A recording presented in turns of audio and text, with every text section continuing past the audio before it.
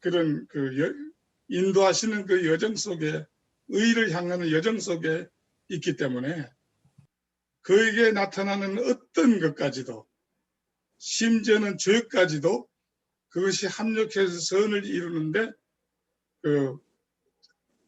도움이 될 뿐이지 결코 걸림돌이 될 수가 없는 겁니다. 그것이 죄가 더한 곳에 하나님의 은혜가 더욱 넘쳤다라고 하는 그런 말로 표현이 되어 있죠. 이와 같은 상태에서 그렇다면 우리가 은혜 안에 있기 때문에 마음대로 죄를 지을 수 있느냐? 죄에 거할 수 있느냐? 그럴 수 없다 이거지. 이제는 죄에 대해서 죽었고, 죽었다는 얘기는 죄를 이제 싫어하는 사람이 됐고, 의의 하나님이 내 아버지로서 사랑하는 그런 상태에 있는 사람이 어떻게 하나님이 미워하시고 심판 대상인 그 죄에 머물러 있겠느냐 이겁니다. 그것이 이제 6장에서 나왔던 얘기죠. 6장에서도 그리고 이제 죄에 거할 수 없는, 거하지 아니하는 방법은 내가 죄에 대해서는 죽었고 하나님께 대해서는 산자로 여기라 그랬습니다. 그런데 실제로는 영적으로 하나님 보시기에는 우리가 죽은 것이 맞는데 우리 육신이 살아있기 때문에, 그러니까 표현상 우리가 하나님 죄에 대해서는 죽은 자라는 것을 알고 그렇게 여기는, 그것이 여기는 것으로 표현이 됐습니다. 그래서 이제는 내 육신을 더 이상 죄가 사용해서 죄의 도구로 쓰임받지 못하게 하고 오히려 성령께 드려서 성령이 사용하심으로 하나님의 도구로 사용되는 그런 삶을 살아야 된다라고 하는 것을 6장에서 표현을 했습니다. 근데 이제 오늘은 이제 6장은 죄에 거할 수 없다는데 초점이 맞춰졌다면 이 7장에서는 죄를 지을 수가 없다는 겁니다. 죄를 지을 수 없다는데 초점이 맞춰져 있는데 여기에 처음 등장하는 것이 여기서는 새롭게 나오는 개념이 하나 있습니다. 그전에는 죄에 대해서 죽은 것으로 설명됐었죠. 근데 여기서는 죄에 대해서 죽었을 뿐만 아니라 율법에 대해서도 죽은 것으로 나옵니다. 그래서 율법에 대해서 죽은 이 내용을 갖다 사별한 부부에다가 비유하고 있습니다. 남편이 죽으면 이제 그 부인은 이제 그 남편에서 이제 벗어나서 자유롭게 다른 남자를 만나서 살 수가 있는 이 원리로 지금 얘기했습니다. 법적으로 전혀 하자가 없다는 것이죠. 근데 여기서 율법이 남자로 표현된 거죠. 본인이 여자로 됐는데 실제로는 바뀌어졌습니다. 죽은 것은 이 율법이 죽은 것이 아니라 내가 죽은 겁니다. 내가 죽었는데 실제로는 죄에 대해서 죽은 내가 육신은 살아있지 않습니까? 그래서 이 육신을 통하여 이제는 그전 주인으로부터 주인과의 관계를 통해서 죄의 열매를 맺어왔었는데 이제는 새롭게 그리스도께로 가서 그리스도를 향한 열매를, 영적인 열매를 맺기 위해서 이와 같은 일이 이와 같이 했다는 거죠. 그건 우리는 이제는 더 이상 이제 이미 죽은 율법에 대해서 열매를 맺을 수 없다는 것입니다. 그리고 이제 그렇기 때문에 우리는 이제는 율법에 묵은 것으로 그 결과 묵은 것으로 구원을 얻으려고 해서는 안 되는 것이죠.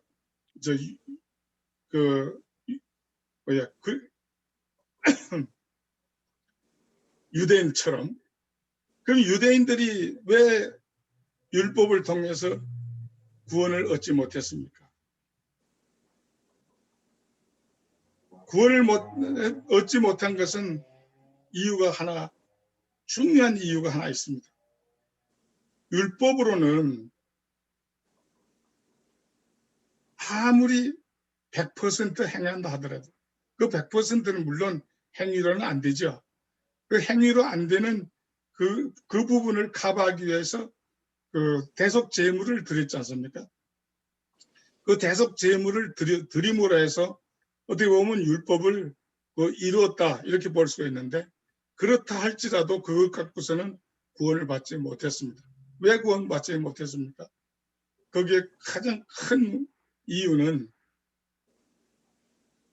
죄를 짓게 되는 근본적인 우리 마음 상태가 변하지 않았습니다. 이 마음이 변하지 않는 한 그 제사를 드리고 일시적으로 용서를 받았다 하더라도 다시 돌아서면은 그 죄의 속성이 그 속에 있기 때문에, 오히려 히브리서에 보면은 항상 드리는 그 제물을 드림으로 해서 죄가 더 생각나게 하는 그런 역할을 한다라고 표현하고 있습니다. 그러니까 이 죄의 근원이 있었기 때문에 유대인들은, 이스라엘 사람들은 율법을 가지고 실제로 완전한 영원한 그 죄사함을, 또 죄 문제를 해결하지 못했습니다.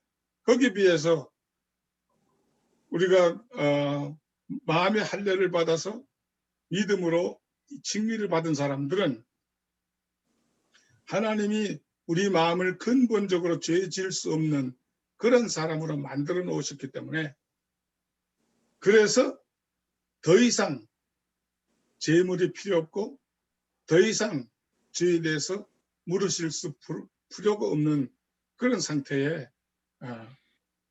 우리가 들어간 것이죠. 이것이 근본적으로 다릅니다. 그래서 이제는 하나님이 그 율법이 이제는 필요가 없어졌어요. 율법이 필요 없이 이제는 영의 인도함을 받아서 살면 그것이 율법의 요구를 100% 이루어질 수 있게끔 그렇게 되어 있기 때문에, 결국 7장 6절에 나오는 영의 새로운 것으로 섬긴다고 되어 있습니다. 근데 이 율법에 이 역할이 있습니다. 그 율법과 죄의 그런 그 관계를 좀 살펴볼 필요가 있는데요. 이 율법은 심판의 기준이죠. 심판 기준이 그는 맞습니다. 하나님의 그 선과 악을 구별하는 율법이고, 우리를 앞으로 인간들을 심판하게 될 심판 기준이 되는 것도 맞습니다. 근데 아담에게는 이 율법이 아니었죠. 이 율법이 아니고 하나님이 피조물에게 준 우리 마음속 양심 속에 주신 피조물로서의 그 기준에 의해서 심판을 받게 되어 있는데, 진노를 받게 되는 이것이 그 심판 기준이 아니겠습니까? 근데 이 율법은 그 자연 법과는 완전 또 다르죠. 한 차원 더 높은, 더 시리어스한, 그것은 그전 자연의 법칙은 피조물로서 창조주에 대한 기준이라면, 이 율법은 죄인이 하나님의 자녀가 되는 기준입니다. 하나님을 사랑하게 되는 것이고 또 이웃까지도 사랑하는 이런 법이 바로 이 율법의 그 핵심 내용이 되었습니다. 그러면 이 율법은 왜 필요한가? 이 율법이 없으면 죄를 안 짓지 않습니까? 죄가 죽은 겁니다. 근데 율법이 왜 필요하냐면 이 율법을 통해서 하나님의 선과 악의 기준이 분명하게 드러나고 그리고 그걸 통해서 그 우리 속에 있는 또 내가 짓고 있는 그런 죄의 그것이 무엇인지 그것을 알 수 있게 되는 그런 기준이 되기 때문에 필요하다는 것이죠. 그런데 문제는 이 죄가 이 율법이 죄에게는 지렛대 역할을 해서 우리로 하여금 더 죄짓게 만드는 그런 역할을 한다는 것이죠. 이 부분이 상당히 좀 어렵긴 하지만 하나 쉬운 예를 하나 든다면 부모님이 옛날 시골에서 없이 살던 그때를 생각하면 그 선반에다 꿀이 하나 있었는데 선반에 올려놓은 게 있는데 애들 보고 야 저기 꿀 저기 올려놨는데 너를 그걸 손대지 마라 그거 먹으면 안 돼 그거는 약으로 쓸 거야 이렇게 하고 갔어요. 근데 이 아들 이 어린아이는 그 꿀이 있다는 걸 들었기 때문에 그러니까 그것을 더 먹고 싶은 거예요. 네? 더 먹고 싶어서 결국은 그 유혹에 이기지 못해서 꿀을 먹었는데 만약에 꿀이 있는 줄 몰랐다면 꿀에 대해서 잘 몰랐다면 아마 그러지 않았을 거란 얘기죠. 근데 죄가 하나님의 우리 인간이 하나님의 그 율법의 뜻하는 그 의미를 모른다면은 우리는 오히려 이 탐심이 그렇게 안 생긴다는 겁니다.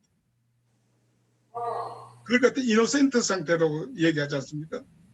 그런데 이 죄는 이 율법이라는 것을 알기 때문에 이 율법을 이용해서 우리 속에 탐심을 일으켜 놨어요. 이렇게 놓았습니다.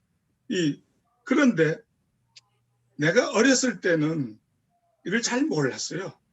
죄에 대해서 죄에 대해서 무지했다는 얘기입니다. 이노센트한 그런 과정이 있었다는 거죠. 사도 바울도 그런 과정이 있었다는 겁니다. 그럴 때는 내가 죄에 대해서 내가 죽은 게 아니다. 내가 살았더니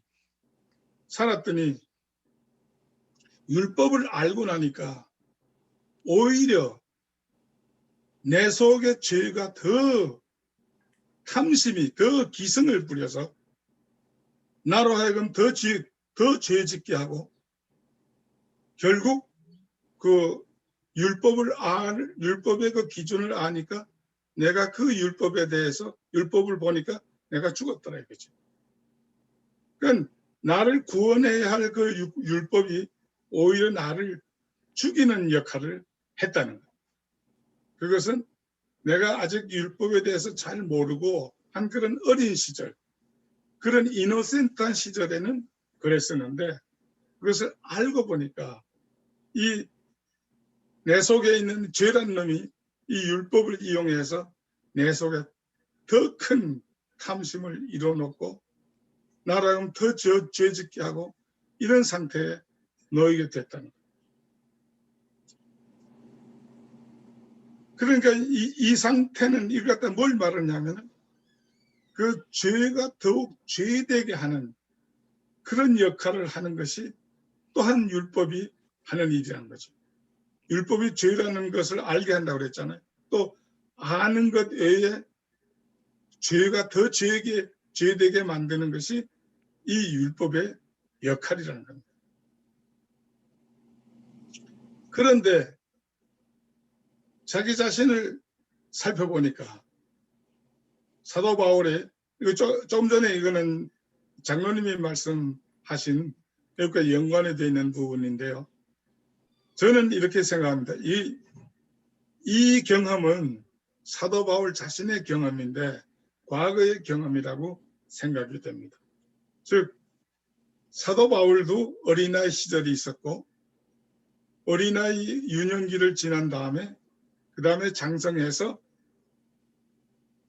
이제 구원을 받았어요. 구원을 받은 이후에 아직 성숙하지 못한 육적인 크리스천 상태가 있었다는 겁니다.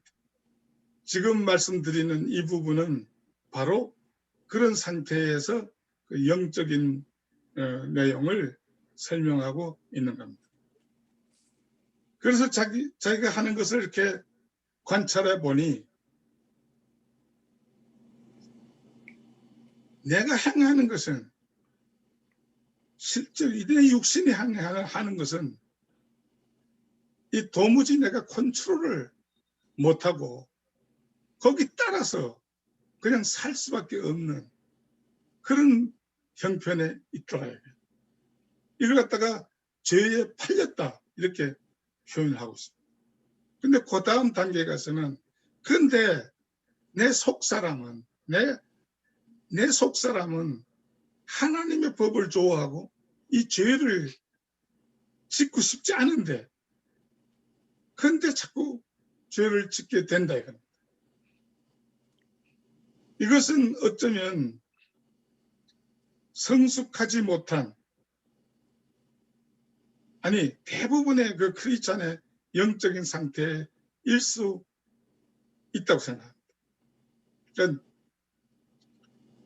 그러니까 죄를 짓고 싶지 않은데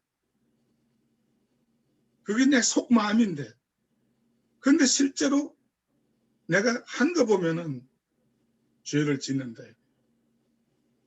이것이 왜 그러냐? 이래서 한 법을 사도 바울이 깨달았는데 내 속에는 두 가지 법이 있다. 하나는 선을 행하려고 하는 성령을 중심으로 한 속사람이 원하는 의를 이루려고 하는 이 법이 하나 있고 하나는 죄를 지으려고 하는 이 육신이 나를 끌고 가서 죄를 짓게 하는 이 죄의 법 두 가지가 둘이 있다는 거예요. 이 둘 중에 이제 갇혀 있는 거죠. 이렇게 있는 이 상태에서 내가 이 나로 표현한 것이 누구로 어느 쪽입니까? 내 속마음. 이 나로 표현된 것은 성령으로 거듭나서 새 사람이 된 이 속사람을 나로 표현했습니다. 그리고 이 죄를 짓는 이 세력은 이것은 육신이 죄를 짓게 하는 이 세력을 말합니다. 그래서 이 상태에서 내가 죄를 짓는다면 이제는 더 이상 그 죄 짓는 것이 내가 아니다라고 얘기했어요. 이 부분이 굉장히 중요합니다.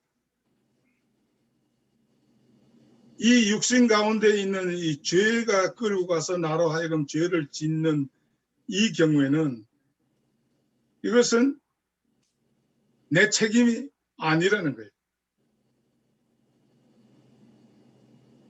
정말로 내가 책임지는 이 내용은 여기 속사람, 하나님의 법을 이루려고 하는 이 나, 선을 이루려고 하는 나, 이것이 나라는 거.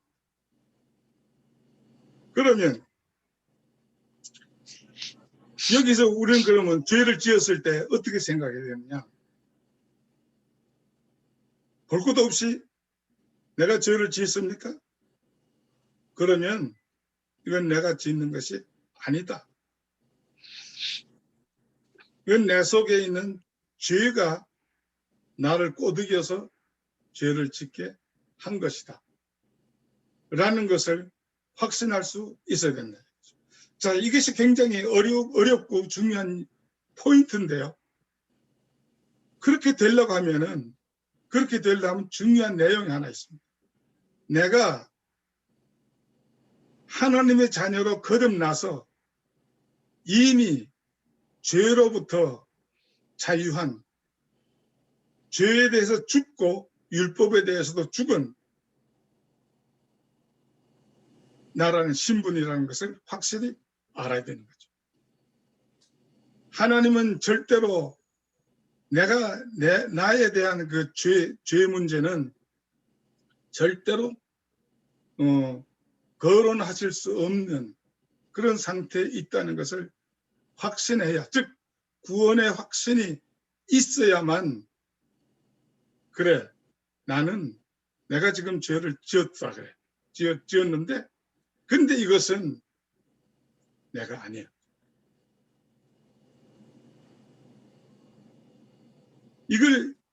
이걸 해결할 수 있는 방법이 뭡니까? 6장에서 배웠어요. 6장에서 더 이상 이 죄가 나에게 왕노릇하지 못하게 해. 이 죄가 내 육신을 끌고 와서, 내 육체를 끌고 와서 뭔가 죄를 지으려고 하는 이 육신을 성령께 드려서 이제는 의를 향한 열매를 맺어야 돼요. 우리가 정말로 하나님의 자녀가 됐다고 하면 이 시스템이, 이 메커니즘이 먹혀 들어간다. 물론 하나님의 자녀로 거듭나지 않은 사람이라면 먹힐 리가 없죠. 왜냐하면 그 속에는 성령이 없고 이 죄가 아직도 정말로 왕노릇하고 있기 때문에. 지금 예수 믿는 사람이, 구원받은 사람이 죄를 짓는 것은 아직 어리다는 것을 말하거든요. 믿음이 확고하지 못하고, 그리고 하나님께 대한 그 결단, 이런 것이 약한 상태에 있기 때문에 이 내 속에 있는 죄라는 것은 뒤에 사탄을 배경으로 하는 인격체로 봐야 되기 때문에 이 인격체의 꼬임, 이런 데 넘어가기 쉽거든요. 그러니까 이렇게 믿음으로 맞서 싸움으로 인해서 하나님은 이 과정을 통해서, 하나님이 성령을 통해서 도와주시고 해서 내가 그것을 이기는 그 이김으로 성화가 일어나서 결국은 장성한 하나님의 자녀로서 사탄의 어떤 유혹이 와도 이길 수 있는 그런 확실한 하나님의 의를 이루어간 하나님의 자녀가 될 수 있다는 거죠. 바로 이러한 목표를 두시고 하나님이 이런 그 영적 메커니즘을 만들어 놓으셨다는 거예요. 바로 이것 때문에 사도 바울이 하나님께 마지막으로 찬양한다는 것입니다. 이걸 하나님이 그렇게 해놓으셨구나.